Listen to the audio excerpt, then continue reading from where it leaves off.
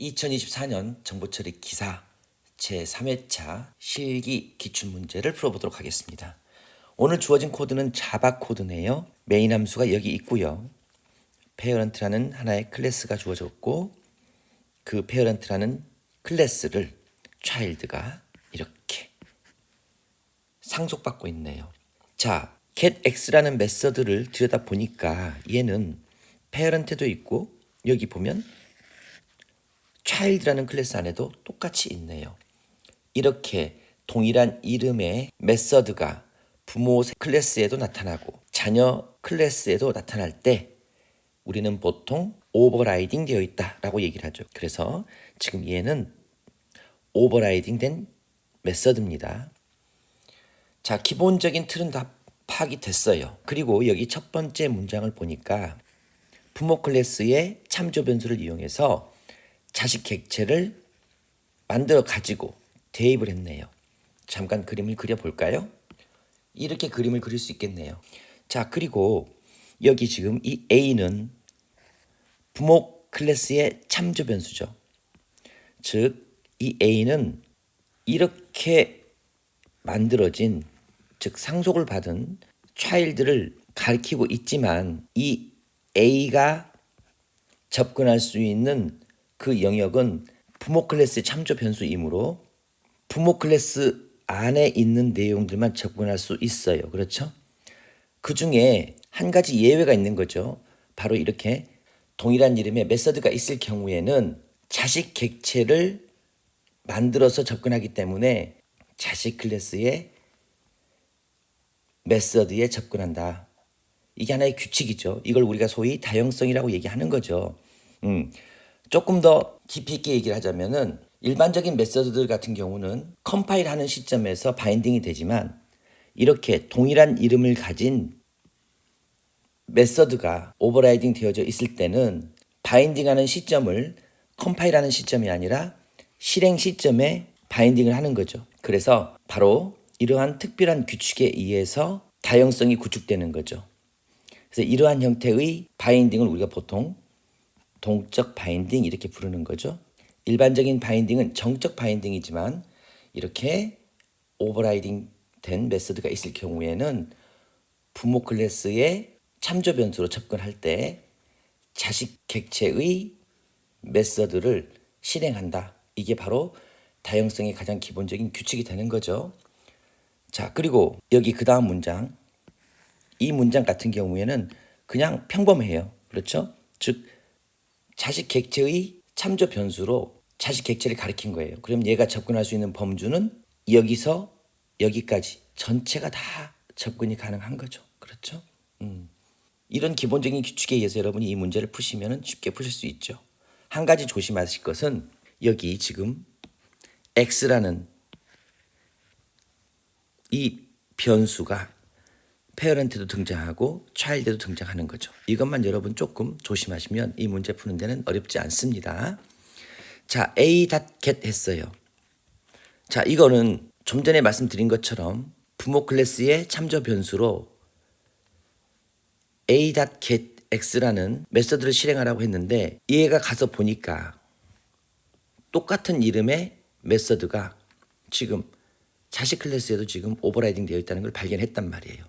이런 경우에는 처음부터 실행 시점을 미룬다고 했죠. 그래서 얘를 실행하라고 했을 때 얘가 실행되는 게 아니고 이쪽으로 내려와서 얘가 실행이 되는 거예요. 즉 얘가 실행이 되는 거겠죠. 그래서 얘는 지금 현재 x 값에다가 3을 곱한 그 값을 반환하라고 했어요. 이때 이 x를 얘 부모의 x를 가져와서 곱할 것인지 자식 클래스의 x를 가져와서 곱할 것인지 이게 지금 여러분들에게 주는 함정이 되는 거죠. 여기서 여러분이 반드시 알아야 될 게 뭐냐면 일단 이렇게 자식 클래스의 메서드를 실행할 때 변수가 등장하잖아요. 이 변수는 맨 먼저 자기 자신 안에 있는 동일한 이름의 변수가 있는지 먼저 검색합니다.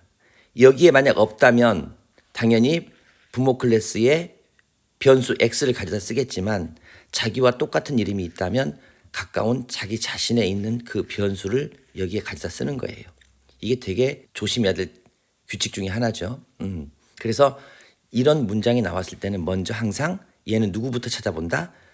내 클래스 안에 x가 있는지 먼저 찾아서 여기서 발견되면 가져다 쓴다는 거예요. 그래서 여기서는 7이 x에 들어갈 거고 3하고 7하고 곱한 값을 다시 이쪽으로 이렇게 반환해 주겠죠. 그러면 3, 7에 21, 21이라는 값이 이렇게 이쪽으로 들어갈 거예요.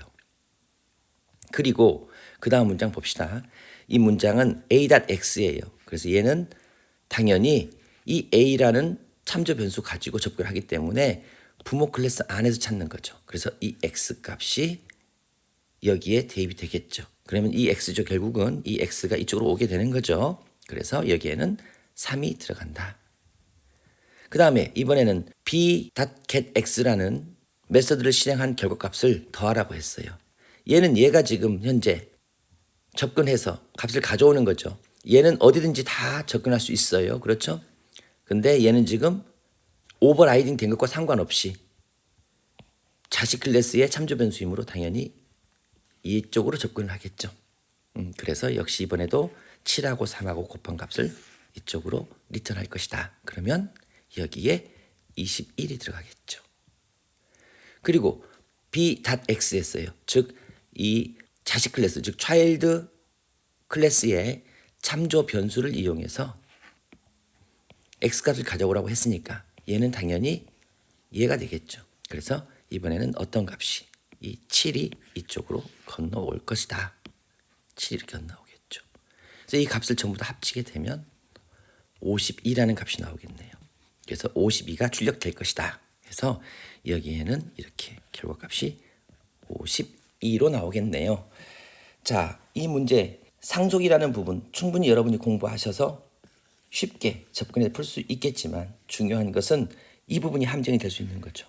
이 x죠. x가 부모 클래스의 x값을 가져올 것인지 자식 클래스의 x값을 가져올 것인지 이게 여러분들에게 주는 함정일 수 있겠네요. 이때는 어떤 식으로 여러분이 문제를 푼다? 먼저 나랑 가장 가까운 곳에 있는 x를 찾아서 먼저 가져온다. 여기 없을 경우에는 당연히 부모로부터 가져온다.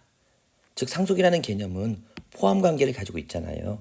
그렇죠? 그래서 이렇게 페어런트라는 하나의 클래스가 있고 만약 상속받는 차일드가 있다면 이 페어런트를 포함하는 거죠.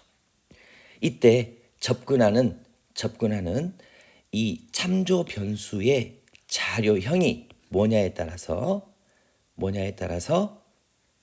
이 안에 있는 값을 가져오게 되는데 이때 이 예제처럼 똑같은 x가 있는데 지금 얘는 누구를 불렀어요? 차일드 안에 있는